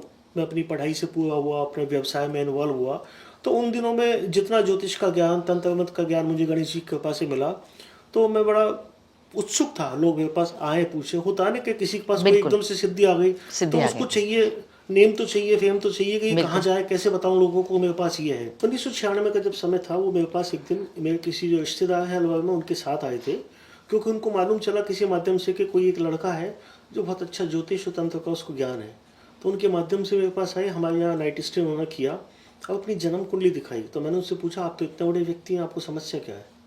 तो उनका समस्या बस यही है कि जो मैं इतना बड़ा बनने का जो मैंने जीवन में कोशिश की, उसका मैं अंत भोग रहा हूँ। मैं सिर्फ ये जानना चाहता हूँ मेरा वास्तव में अंत क्या होगा। उनकी कुंडली देखी, रात को उन्होंने नाइट स्टे किया, तो उन्होंने बहुत से ऐसे राजनीतिज्ञों के बताए। तब जाके मुझे उम्र के उस दौर पे एहसास हो गया कि राजनीति ना चुनाव से चलती है, ना पैसों से और ना वोट से। तो चंद्र स्वामी का आपने देखा था? राजनीति सिर्फ तंत्र मंत्र से, ब्लैक मैजिक से चलती है। लेकिन हाँ ठीक है, कुछ लोग ऐसे भी हैं जो सात्विकता और मेहनत के साथ आगे बढ़ते हैं। लेकिन अधिकांश योग जो है उसमें इसका होता है, तंत्र का। तो चंद्रा स्वामी का जब मैंने जन्म कुंडली देखी तो साफ साफ दिख रहा था इनके पास ज़्यादा समय नहीं है और उन्होंने जीवन में जो गलत काम किए हैं उसका इफेक्ट तो पड़ना है। ये negative entities is just like boomerang. आप जितनी तेजी से फेंकेंगे उतनी तेजी से घूम के आएगी। लेकिन मैंने एक चीज़ और देखी है, जो तंत्र विद्या करते हैं ना, जी। तांत्रिक होते हैं बेसिकली वो, तो वो बहुत नेगेटिव टाइप की फीलिंग देते हैं। उनके साथ 2 मिनट बैठना भी बड़ा मुश्किल होता है। और फेस, अब जैसे चंद्र स्वामी का आप देखिए, बड़ा एक डरावना सा, डर सा लगता है सोच के भी। उसका कारण ये था, उन्होंने पैशाचिक शक्तियों को जागृत किया हुआ था। जब आप पैशाचिक शक्तियों, जिसको डेविल्स बोल सकते हैं, शैतान बोल सकते हैं, उनकी जब आप साधना करते हैं तो वो बहुत तेजी से आपको इफेक्ट दिखाती है, लेकिन उसके बदले में आपका जीवन का सत्यानाश कर देती है। आपने ठीक कहा कि राजनीतिक में बहुत ज़्यादा चलता है ये। तो यानी कि ये सब शक्तियाँ, चीज़ें तो हैं ही ना, तभी तो लोग इसको ले रहे हैं।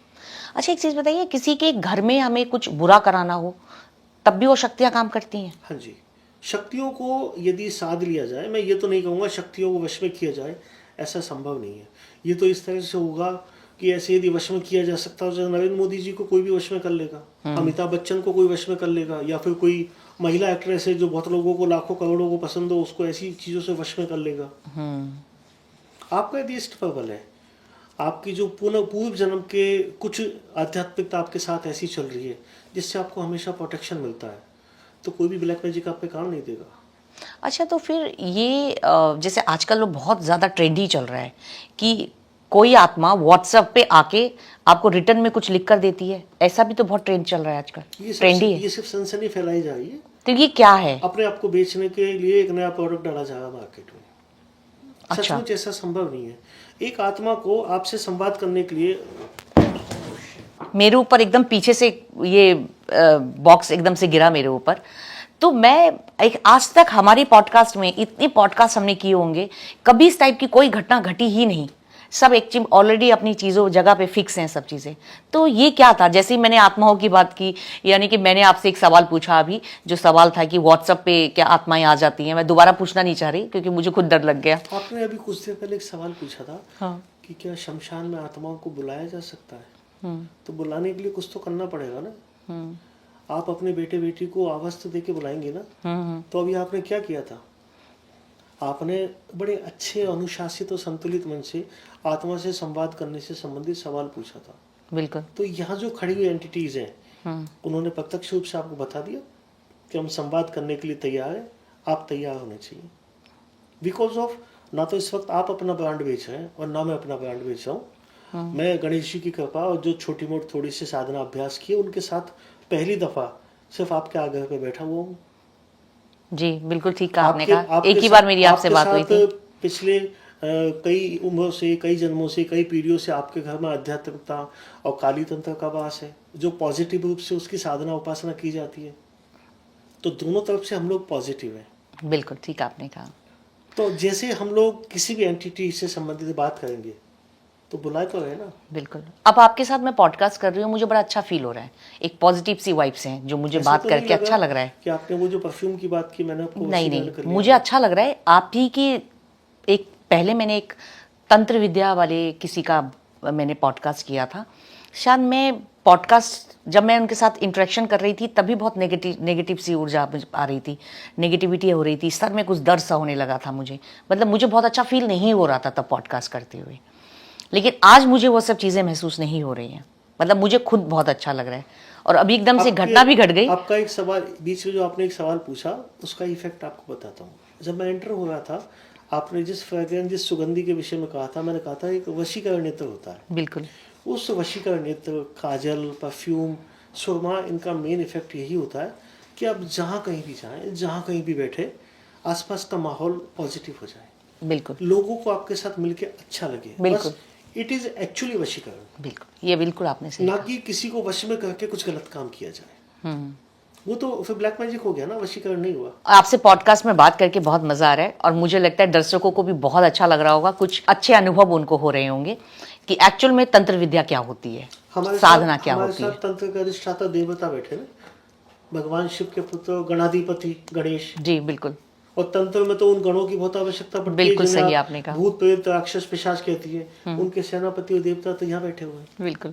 अच्छा, एक सवाल मैं आपसे और पूछना चाह रही हूँ कि जैसे नींबू मिर्च होती है, अक्सर हम दुकानों में जाते हैं, हाँ जी। ऑफिसेज में जाते हैं, या कोई नई दुकान ओपनिंग होती है, वहाँ पे हम देखते हैं मिर्च और नींबू टंगी हुई होती है, और कई बार लोग इस्तेमाल करते हैं नज़र दोष में भी इसको, ये नज़र दोष में ही इस्तेमाल करते हैं और जलाते भी हैं उसे नींबू को कई बार। तो ये सब क्या है, मैं इसके बारे में it is a matter of ancient natural spiritualism. प्राचीन जमाने में जब तकनीक हावी नहीं थी, सोशल मीडिया नहीं था, कुछ नेचुरल चीज़ों से पुराने ज़माने के लोग इन शक्तियों को, जो नेगेटिव एंटिटीज़ है, इनसे अपना प्रोटेक्शन करते थे। तो ऐसे में मुख्य रूप से सब्जियों, वनस्पतियों और जड़ी बूटियों का उपयोग किया जाता था। तो ये बहुत आसान और महत्वपूर्ण है कि प्रत्येक घर में आलू, प्याज, नींबू, मिर्ची होता ही है। नींबू में एक्चुअल में अम्लीयता होती है, एसिड, अच्छा। और मिर्च में होती है तीव्र गंध और एक उड़नशील तेल। इन दोनों का जब कॉम्बिनेशन बनता है तो एक मुन्ना भाई फिल्म में सर्किट बोलता है ना, केमिकल लोचा हो जाता है। बिल्कुल। तो वो केमिकल रिएक्शन, एक केमिकल लोचा बनता है, तो वातावरण में वो आसपास एक ऐसा शक्ति, एक आभामंडल पैदा कर देता है कि आसपास जितनी भी नकारात्मक शक्तियां हैं वो उसकी तरफ खींची चली आती है। जैसे आपने कई मिठाई की दुकानों पर देखा होगा, एक बॉक्स लगा होता है जिसमें सारे कीड़े, मक्खी, मच्छर वहां जाकर चिपक जाते हैं। बिल्कुल। तो वही हाल वही चीज़ वो है। तकनीक का बड़ा फॉर्मेट है। उसमें मक्खी मच्छर चिपक जाते हैं, इसमें अदृश्य शक्तियां चिपक जाती है। तो ये साइंटिफिक रीजन है, मतलब कोई Exactly. तंत्र मंत्र नहीं है। हाँ जी। लेकिन लोगों ने इसे भी तंत्र मंत्र बना दिया। आप यदि वो मिर्च का जो तेल है, उड़नशील तेल, उसको और नींबू से निकाला हुआ जो एसेंस है, इन दोनों को मिला के परफ्यूम बना के यदि घर में छिड़क देते हैं तो भी वही काम देगा वो नींबू मिर्ची का। आप 7 दिन बाद देखिए नींबू मिर्ची जो सूख जाती है, वैसी नींबू मिर्ची हमारे फ्रिज में, टेबल में, रसोई में नहीं सूखती। अच्छा, मुझे ना आपसे एक सवाल और पूछना है कि क्या कोई वाकई साधक जो होते हैं, जो पूजा पाठ करते हैं या तंत्र मंत्र की सिद्धि प्राप्त करते हैं, क्या साधक कोई वाकई चुड़ैल और डाकिनी को अपने कंट्रोल में कर सकते हैं? हाँ जी, ये सवाल बहुत बेहतर है, लेकिन इसके कुछ 2 हिस्से बन जाते हैं। जो पूजा पाठ करने वाले लोग होते हैं वो सात्विक मानसिकता के होते हैं, उनका चुड़ैल डाकिनी से कोई वास्ता नहीं होता।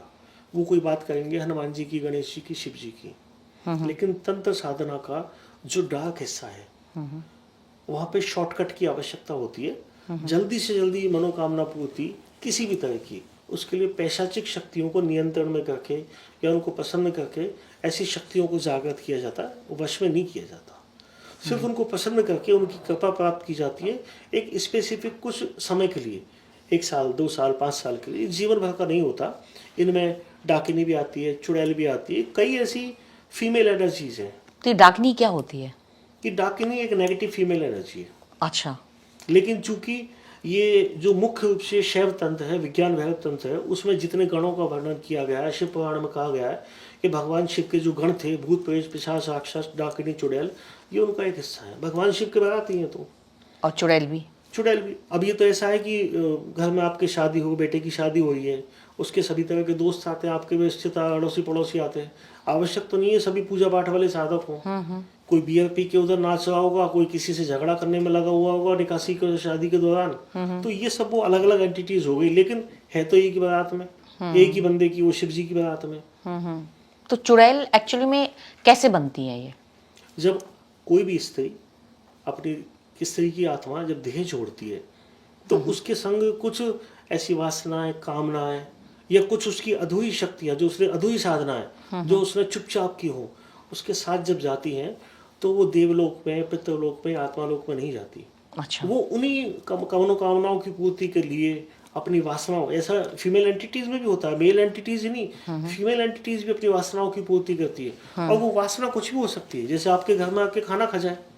अच्छा। मेरे एक पड़ोसी है, उनके यहाँ हफ्ते में एक बार दाल बाटी चूरमा बनता है, और अक्सर ऐसा होता है कि जिस दिन यदि अमावस्या पड़ती है तो उस दिन घर में उन्हें पहला भोग लगाना पड़ता है, अन्यथा दाल बाटी चूरमा बिल्कुल खाली, वो कीड़े पड़ जाते हैं, उसमें बाल आ जाते हैं, छिपकली गिर जाती है। 20 साल से देखा हूँ मैं। अच्छा। अब ये तो इतनी सामान्य सी बात है, लेकिन कितनी शक्तिशाली है यदि इसको देखा जाए तो, कि उनको भोग चाहिए। तो वो भी चुड़ैल, पिशाच, डाकिनी का एक हिस्सा है। अच्छा। तो अब चुड़ैल क्या होती है? चुड़ैल के बारे में एक भ्रांतियां हैं कि उल्टे पांव वाली एक औरत होती है जिसके लंबे लंबे दांत होते हैं। देखिए, ये नेगेटिव एंटिटीज, फीमेल एंटिटीज रूप बदलने में माहिर होती है। मतलब जो हमें नहीं दिखाई, जिसको जैसा दिख गया उसने वैसा नाम दे दिया। नहीं तो यदि मूल रूप से देखा, मतलब ये एक्चुअल में होती हैं, ये किसी के शरीर में प्रवेश नहीं करती। चुड़ैल कभी भी प्रवेश नहीं करती, और डाकिनी भी नहीं करती। डाकिनी भी नहीं करती। और ये तो इंडिविजुअल एंटिटी है। ये तो ऐसा है कि यदि आप कहते हैं कि गणेश जी बैठे हुए हैं, मंदिर में से निकल के मेरी बॉडी में आ जाए, तो हाउ कैन इट पॉसिबल? अच्छा, तो भूत क्या होते हैं? भूत वही होते हैं जो पास्ट को बोला जाता है ना, हमारी जो आत्मा या कोई भी ऐसी शक्ति जो हमारी देह से निकली है, वो ऊपर न जाकर नीचे रुक गई, मतलब वो नीचे घूम रही है, पास्ट हो गई बस, भूत। अच्छा, तो सामान्य रूप से जितनी भी अदृश्य शक्तियां हैं, प्रेत योनि की शक्तियां हैं, उनको यदि एक सामान्य नाम देना हो तो आप उन्हें भूत कह सकते हैं। भूत कोई कॉमिक्स में दिखाए जाने वाली फोटोज के नहीं होते। अच्छा, मतलब इनविजिबल टाइप होता है। हाँ, इनविजिबल एक शक्ति है। कोई भी शक्ति जिसके लिए आपको नाम नहीं समझ आता तो आप उसको भूत कह सकते हैं। तो अच्छा, इन शक्तियों में एक बड़ा सुनने में आता है कर्ण पिशाचनी सिद्धि। हाँ जी। तो वो क्या है? उसके बारे में लोगों का बड़ा मिथ रहता है। जो छोटा सा कस्बा है, क्या वो कान में आके बोलती उसके हैं? आसपास कम से कम 85 लोगों को मैं पिछले 30 साल से जानता हूँ जिन्होंने कर्ण पिशाचिनी सिद्ध की हुई है। कहाँ पे? हमारा जो नेटिव प्लेस है, अच्छा। उसके आसपास, उसके जोन में। ये जो गांव के छोटे छोटे बुजुर्ग से लोग होते हैं, बहुत आसानी से कर्ण पिशाचिनी सिद्ध कर लेते हैं। अच्छा। एक 40 दिन की साधना होती है, एकांत में करनी होती है, गोबर का लेप करके। पूरी डिटेल में बता नहीं पाऊंगा, ठीक है, मैं शॉर्ट में ही चाहती हूँ। अपनी मर्यादा होती है, लेकिन जो भ्रांतियां मैं तोड़ना चाहूंगा, कर्ण पिशाचिनी जब आपके सामने प्रकट होती है, वो 3 में से एक रूप मांगती है, माता, पत्नी और बहन। अच्छा। मुझे किस रूप में आप चुनते हैं?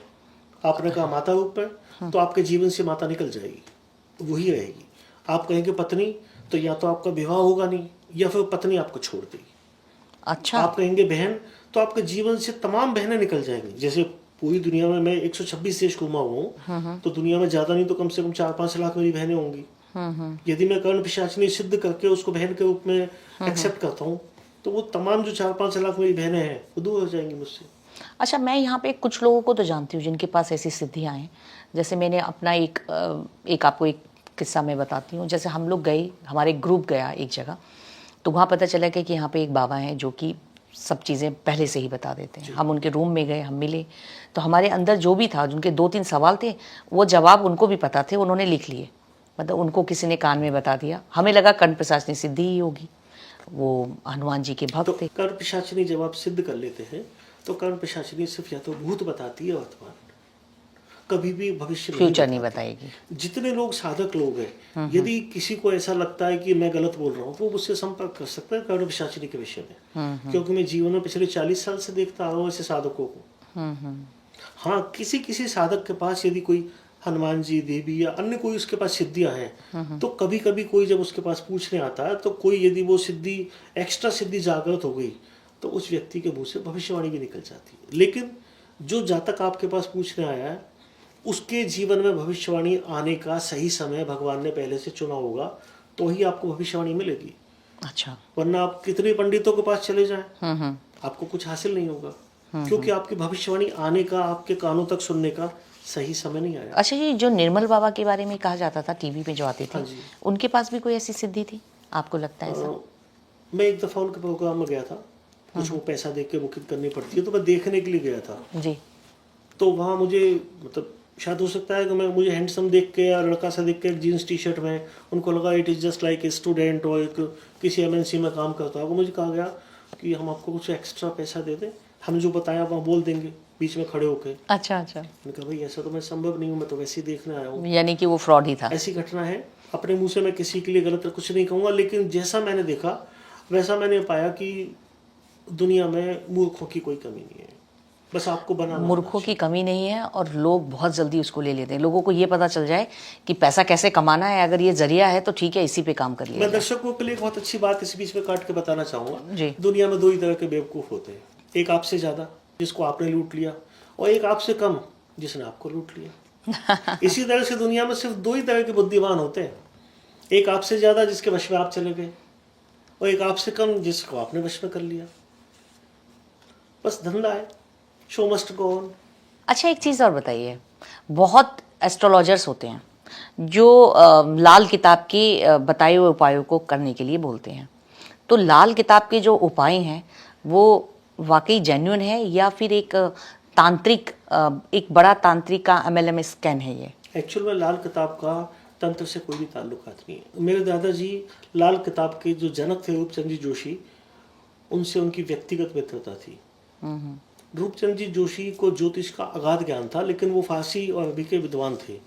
उनके पास उन्होंने आम आदमी की समस्याओं को देख के जो उनके पास पूछने आते, रेमेडियाँ लिखना स्टार्ट किया था। लेकिन वो रेमेडी आम आदमी के लिए बिना खर्च वाली थी, बहुत शक्तिशाली थी। लाल किताब पॉपुलर हो चुकी। अन्यथा आप सोचिए, उसको कहा जाता है असली प्राचीन लाल किताब। भाई भी तो जिस किताब को बने हुए 100 साल नहीं हुए, आप असली प्राचीन कैसे कह सकते हैं? एक सदी तो निकलने दीजिए। बिल्कुल। 1938 में पहला इन्वेंशन हुआ है, उसके बाद 1952 में अंतिम किताब आई है। और फिर मैं तो इसलिए इन बातों का गवाह रहा हूँ कि मेरे दादाजी के वो मित्र थे, तो दादाजी मुझे सुनाते थे। मेरे दादाजी क्या भूत प्रेत और अदृश्य शक्तियों को वश में करने के सिद्धस्त थे, तो मैंने बचपन से ये चीज़ें देखी। अच्छा, एक सवाल और पूछना चाहती हूँ। मैं देख रही हूँ यहाँ पे काफ़ी सारी आपकी बुक्स रखी हुई हैं, अलग अलग विषय की बुक हैं, और इसके साथ आपका एक ये प्रोडक्ट भी है, ये इसे क्या कहते हैं? मैं चाहती हूँ आप ये एक बार। दरअसल बहुत टाइम तक जब मैंने लोगों की होलिस्टिक और डिवाइन हीलिंग की, तो उसमें कुछ केसेज ऐसे आते थे जैसे महिलाओं के, बच्चियों के। अब हम मारवाड़ी लोग हैं, हमारे यहाँ बहू बेटियों का बड़ा सम्मान किया जाता है, और होलिस्टिक हीलिंग यदि हाई एक्सट्रीम लेवल पे करनी पड़ती है तो उस व्यक्ति की देह का स्पर्श करना पड़ता है, देह के जिस अंग में समस्या हो उसका स्पर्श करना पड़ता है। अच्छा। ऐसे में नेचुरल सी बात है, आप भी एक विदुषी महिला, आप जानती है, झिझक होना स्वाभाविक है। बिल्कुल हमको भी वही झिझक, यदि मैं प्रोफेशनल तांत्रिक का साधक होता तो मुझे कोई समस्या नहीं। बिल्कुल। तो ऐसे में वो आवश्यकता आविष्कार की जर्नी बनती है। चूँकि थोड़ा बहुत मुझे क्रिस्टल, मेटल्स, इन सब चीज़ का नॉलेज थी, तो मैंने उसका कॉम्बिनेशन बना के एक कॉपर का रॉड डाल के, हांगकांग का रॉक क्रिस्टल मंगा के, और उसके साथ एक खास तरह की लकड़ी है जो मैं काफ़ी पहले जब मैं केन्या में वुडू सीखने गया था, ब्लैक मैजिक सीखने गया था, तब एक लकड़ी लाया था जिसकी आजकल मैं माला और जैमलेट भी पहनता हूँ। ये आप देखिए, ये प्रोटेक्शन के लिए होती है। अच्छा। एक्चुअल में इस लकड़ी का काम ब्लैक मैजिक के लिए किया जाता है, लेकिन इसी लकड़ी को जब आप धारण कर लेते हैं तो ब्लैक मैजिक से आपका प्रोटेक्शन हो जाता है। अच्छा। तो मैं इसलिए अपने आने वाले जातकों को ये बना कर देता हूँ, इसका जैमलेट। जैमलेट इसलिए कि एक शब्द मैंने अपना बनाया है, जैमस्टोन का जैम, ब्रेसलेट का लेट। तो ये अब बात इस पे आती है, तो इससे मैं डिवाइन हीलिंग करता हूँ। सब कुछ आप अपना हाथ आगे कीजिए, मैं आपको इस अंगूठे में समस्या है, लेकिन मेरी अपनी मर्यादा में आपके देह को स्पर्श नहीं कर सकता, तो मुझे सिर्फ जैसे वो टेस्टर किया जाता है ना, बिजली वाले करते हैं, बस इतना सा मुझे टेस्ट करना होगा। अपनी पॉजिटिव एनर्जी आपके साथ कनेक्ट करनी है और छोड़ देनी है। अब आप यूँ मसल लीजिए। अच्छा, इससे क्या एक होगा? सामान्य सा अभ्यास है, इससे मेरी पॉजिटिव एनर्जी, मतलब मेरी टंकी में जो ज़्यादा पानी था, आपकी टंकी में पानी नहीं था, वो मेरे पास से आपकी टंकी में पानी चला गया। अच्छा। मेरा कुछ घटा नहीं, लेकिन आपका पानी भर गया। तो ये एनर्जी ट्रांसफॉर्मेशन होता है। उसके लिए सिर्फ एक साधारण सा माध्यम है, न इसमें कोई साधारण सिद्धि है, सिर्फ साइंटिफिक चीज़ है। कॉपर का रॉड है, एक अफ्रीका के, साउथ अफ्रीका के घने जंगलों की एक लकड़ी है जो ब्लैक मैजिक में काम देती है, जिसको पॉजिटिवली काम लिया है, और ये रॉक क्रिस्टल है जिसको स्फटिक बोलते हैं। तो आप किस तरीके से लोगों की हेल्प करते हैं? और मेरे पास जो कोई भी आता है, मैं बिल्कुल न्यूट्रल हूँ, एक सामान्य सा व्यवसायी हूँ। मेरा तो छोटा सा व्यवसाय है, पुश्तैनी जो मारवाड़ियों के होते हैं ऐसे। तो मैं सिर्फ सपोज आप मेरे पास आई तो मैं तो सिर्फ आंख बंद करके गणेश जी का स्मरण करता हूँ और आप सब लोगों को हंसी आएगी, ये भगवान इज्जत बचा ले। ना कोई मंत्र पढ़ता हूँ ना कुछ, यही कहता हूँ भगवान इज्जत बचा लेना। तो आप तंत्र मंत्र उसके ज्योतिष बाद जो वो बताते मैं कह देता हूँ। मैं कोई वो नहीं हूँ जो आजकल एक बड़े बड़े बाबा हैं जिनके पास सिद्धियां हैं, जो कोई उनको बताते, मैं वो नहीं हूँ और ना मेरे पास ऐसा कुछ है। लेकिन जो मेरा नियमित अभ्यास है गणेश जी के प्रति, पिछले जन्म से मेरा जो अनुराग है, उससे कभी कभी तो ऐसा आपने हो अब जाता तक है। कितने लोगों को ठीक किया है करीब? गणेश जी भगवान ने तो अनगिनत को किया है। हाँ, 7.5 लाख जन्म कुंडलियों का तो मेरे पास रिकॉर्ड है जो मैंने देखी अपने जीवन में, और उन्हें ठीक भी और किया? उसके अलावा अनगिनत जो है मेरे पास ऑन रिकॉर्ड नहीं है। वैसे अंदाज से जैसे आपने, आपकी साधना है, आपने सिद्धियां भी प्राप्त की हुई हैं? मैंने साधनाओं का अभ्यास किया है, उनसे जब साधनाओं की पूर्णाहुति हुई या साधनाओं का समय पूर्ण हुआ तो उसके बाद मुझे कुछ अच्छा लगने लगा मेरे जीवन में, मेरी दैनिक दिनचर्या, मेरे व्यवहार, मेरे लोगों से संपर्क में या मेरी इनकम में मुझे लगा डेवलपमेंट है। तो मैं मानता हूँ बस यही सिद्धि है। यही सिद्धि है। अच्छा, जो आपने ये किताबें लिखी हैं अलग अलग हैं, सब्जेक्ट भी इसके अलग अलग हैं, तो ये आपने ये किताब कब लिखी और क्या सोच के आपने ये किताबें लिखी? मुझे बस जब अंदर से फीलिंग होती है, मैं कागज़ पेन लेके बैठ जाता हूँ। मुझे कंप्यूटर का ज़्यादा ज्ञान नहीं है, मुझे टाइपिंग नहीं आती, बस कागज़ पेन लेके बैठ जाता हूँ। चूँकि 25 साल का ऑटोमेटिक राइटिंग का अभ्यास है मुझे, और गणेश जी से प्रार्थना करता हूँ भगवान कुछ लिखने के लिए मैटर हो तो लिखवा दे। बस लिखता चला जाता हूँ, बाद में ये चीज़ें तैयार हो जाती आपकी हैं। 40 किताबों में सबसे पसंदीदा बुक आपकी कौन सी है? अभी रिसेंटली एक महीने पहले मेरी जो एक पुस्तक प्रकाशित हुई है, इसमें आप देखिए, जिसमें आम लोगों की भ्रांतियों को तोड़ा गया है, नज़र दोष के चमत्कारी उपाय। अच्छा, ओके। इस किताब को लिखने का, ये मेरी 4 साल की मेहनत है, इसको लिखने का एकमात्र मुख्य उद्देश्य था जो आपने पहला सवाल किया था ना इंट्रो के टाइम, कि कुछ किया कराया करवाया होता है, वो दरअसल सब कुछ नजरदोष ही होता है। एक आपकी किताब और है जो आपने बताया था इस्लामिक तंत्र पे है, उसके अंदर क्या है? उसके अंदर जिस तरह से हम लोग शावर तंत्र की बात करते हैं, बहुत आसान है, जल्द सिद्ध हो जाने वाले हैं, मनोकामना पूर्ति के लिए काम आते हैं, कम खर्चीले हैं, वैसा ही इस्लाम धर्म का जो तंत्र होता है उसमें कुछ ऐसे यंत्र साधना है, कुछ पढ़ना, कुछ लिखना, कुछ घोल के पानी में दे देना, ऐसे कुछ अभ्यास है, कुछ ऐसी क्रियाएं हैं जो खर्चीली नहीं है लेकिन शक्तिशाली है, जिनको हम लोग आम भाषा में बोलते हैं ना, नक्श, तावीज़, गंडे, जिनको यदि पैक भी किया जाता है बांधने के लिए तो मोमजामे में प्लास्टिक में किया जाता है, उन सब के जो उर्दू भाषा में लिखी गई किताब है उनका हिंदी ट्रांसलेशन है। मुझे आपसे एक सवाल और पूछना है। जी। आजकल फेंगशुई की बड़ी चर्चाएं रहती हैं, क्या फेंगशुई तंत्र है या सजावटी का एक धोखा है? ये मुझे जानना है आपसे। वास्तव में फेंगशुई का तंत्र से कोई ताल्लुकात नहीं है, ये एक चाइनीज वास्तु सिस्टम है। जिस तरह से हमारा भारतीय प्राचीन विज्ञान में वास्तु होता है, उसी तरह से चाइना का वास्तु है जिसका नाम है फेंग शुई। इसमें यिन और यांग, ब्लैक और वाइट की एक एनर्जीज होती है जिनको एक सर्पाकार आकार में सर्किल में बनी हुई होती है। ठीक है। लेकिन ये हमारे यहाँ उपयोगी नहीं है। हम लोग जिस देश में जीते हैं उसका रक्षक है हिमालय, जो उत्तर में है, और हमारी पॉजिटिव वेव्स जो आती है वो नॉर्थ से आती है हिंदुस्तान में। तो हमारा वास्तु अप्लाई होगा नॉर्थ वेव से आने वाली पॉजिटिव वेव्स है। जस्ट इसके अपोजिट है साउथ वेव्स, जहाँ चाइना है। तो वहाँ का जो भी वास्तु, जो भी तंत्र बना होगा उस साउथ वेव्स के अकॉर्डिंग बना होगा। यहाँ के वास्तु की रेमेडी वहाँ एप्लीकेबल नहीं होगी, वहाँ के वास्तु की रेमेडी यहाँ एप्लीकेबल नहीं होगी, क्योंकि वहाँ ये कहा जाएगा कि आप दक्षिण पश्चिम में मंदिर बनाइए, क्योंकि दक्षिण दिशा से वहाँ पॉजिटिव वेव्स आ रही हैं। तो क्या हमारे एप्लीकेबल होगा? हम तो नॉर्थ ईस्ट में बनाते हैं, ईशान कोण में। बिल्कुल ठीक बात है। क्योंकि हमारे यहाँ तो हवाएं जो आती है, जो मनोकामना पूर्ति की वेव्स आती है, वो हिमालय से उत्तर की साइड से आती है, गंगा के साथ साथ बहती है। बिल्कुल।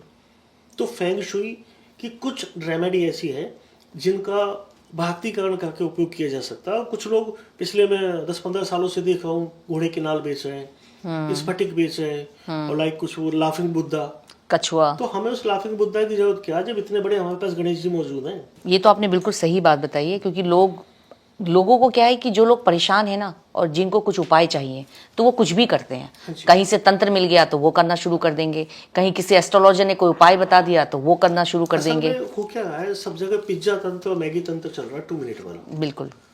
तंत्र वास्तव में गहन अभ्यास और साधना का एक विज्ञान है, जो किसी गुरु के निर्देशन में गंभीरता से नियम पूर्वक किए जाने वाला होता है। इसमें स्वयं को साधना भी होता है, मनोकामना पूर्ति भी होती है और सिद्धियों की उपासना उनको जागृत करना भी होता है, लेकिन दुरुपयोग हर चीज का किया जा सकता है। बिल्कुल। अच्छा, एक सवाल और है, क्या किसी देवी में जब हम मूर्ति को स्थापित करते हैं तो क्या उसमें वाकई आत्मा आती है? सच बात यह है कि इस अलौकिक ब्रह्मांड में जितने भी लोग कहे गए हैं, किसी भी धर्म में, किसी भी मजहब में, तो ये तो माना गया है कि जो असीमित ब्रह्मांड है इसमें कोई ना कोई ऊपर लोक है जहाँ पे कोई निरंकार, कोई अदृश्य शक्ति विराजमान है। जब हम किसी जगह उसके लिए एक फोकल पॉइंट बनाते हैं और उसका आवाहन करते हैं तो उस शक्ति की सिर्फ एक रिमोट सेंसिंग कनेक्टिविटी हो जाती है, जिसको बोलते हैं हम प्राण प्रतिष्ठा से उसको जागृत करना। ठीक है। ना तो उसमें कोई आत्मा आती है, ना कोई उसमें देवी देवता आता है। सिर्फ इतना सा होता है कि आप यहाँ बैठिए और मैं अपने होम टाउन में, और वीडियो कॉलिंग से हमने जो कनेक्टिविटी की वो चैतन्यता हो गई। क्या बाबा लोग सच में लोगों को कंट्रोल कर लेते हैं या फिर ये एक एनएलपी का खेल है? ये बहुत अच्छी बात आपने पूछी। आज के संदर्भ में ये बात पे डिस्कशन किया जाना आवश्यक है। दरअसल बाबा कौन होता है इसकी तो परिभाषा कुछ भी नहीं है। मेरे जानने वाले, मेरे चाहने वालों ने मेरा नाम आइडिया बाबा रख दिया, तो मैं क्या आपको बाबा दिखाऊं? अच्छा भला पढ़ा लिखा हैंडसम इंसान हूँ, पर नाम दे दिया तो दे दिया। पर दरअसल सोशल मीडिया में जो चल रहा है वो आधे बाबा है, आधे ब्लॉगर है। कोई आर्थिक मंदी का खेल, ये जितने भी बाबा आए, जितना कुछ तमाशा चल रहा है, सब लॉकडाउन के बाद ही तो बढ़ा है। जब फाइनेंशियल क्राइसिस आए तो नया बिजनेस डेवलप हो गया, और ये एंडलेस बिजनेस है, कभी इसका समाप्त नहीं होगा। बस प्रोडक्ट और कंटेंट चेंज होते चल जाएंगे। तो सोशल साइड पे ये भी नहीं कि सभी लोग गलत हैं, पर मैक्सिमम फ्रॉड चल रहा है, व्यवसाय चल रहा है और अपना प्रोडक्ट बेचने का गेम चल रहा है। तो गुरुजी, आपसे बात करके बहुत अच्छा लगा और मुझे उम्मीद है कि हमारे लोगों को भी, हमारे दर्शकों को उनके सवालों के जवाब मिल गए होंगे। आप इतना कीमती समय आपने हमें दिया, उसके लिए आपका बहुत बहुत धन्यवाद। मेरा भी सौभाग्य, मुझे आप सब लोगों से गणेश जी की कृपा से मिलने का सौभाग्य मिला। भगवान गणेश जी आपको हमेशा स्वस्थ, मस्त और व्यस्त रखें, ऐसी मेरी कामना है। जप नाम। चलते चलते क्या आप हमारे दर्शकों को कोई एक मैसेज देना चाहेंगे? जो तंत्र विद्या के माध्यम से फ्रॉड हो रहा है, लोग उसका शिकार हो रहे हैं, इस पे आप कुछ कहना चाहेंगे? आप जो भी जीवन में चाहते हैं उसका एक स्ट्रिक्टली सेंटेंस बना के एक मैनिफेस्टो तैयार कीजिए। एक वाक्य बनाइए, छोटा सा, लंबा सा, कि भगवान मुझे ये चाहिए, और ब्रह्मांड में छोड़ दीजिए। आप अपना काम कीजिए, भगवान को अपना काम करने दीजिए। इससे बड़ा कोई तंत्र नहीं है। चलिए, बहुत बहुत धन्यवाद आपका। तो दोस्तों, आपने सुनी एक अलग दुनिया की बातें, जहां तंत्र है, मंत्र है, लेकिन साथ ही भ्रम भी है और अज्ञान भी। आइडिया बाबा ने साफ किया कि हर चमकती चीज सोना नहीं होती और हर उपाय व्हाट्सएप पर फैला सच नहीं होता। अगर आपको भी इन विषयों को लेकर सवाल हैं या कभी किसी का डर ने आपको घेर लिया हो, तो इस पॉडकास्ट को जरूर सुनिए और अपने विचार हमें जरूर बताएं। साथ ही आपको बता दूं कि आइडिया बाबा ने बतौर ज्योतिष, वास्तुविद और तंत्र एवं आध्यात्मिक सलाहकार 20 साल से भी ज्यादा का समय बॉलीवुड में व्यतीत किया है और बॉलीवुड की डार्क रियलिटी और बॉलीवुड का तंत्र कनेक्शन बहुत नजदीकी से देखा है। और आज भी अनेक फिल्मी हस्तियां इनसे नियमित रूप से मार्गदर्शन के लिए आती हैं। आगे इस विषय पर हम बात करेंगे और अगर हमारे दर्शकों ने पसंद किया तो जल्दी ही हम बॉलीवुड की डार्क रियलिटी पर एक अलग पॉडकास्ट लेकर आएंगे। हम फिर मिलेंगे एक नए रहस्य और एक नई सच्चाई और एक नए विषय के साथ। तब तक याद रखिए, डर और अंधविश्वास से नहीं, ज्ञान और विवेक से चलता है जीवन।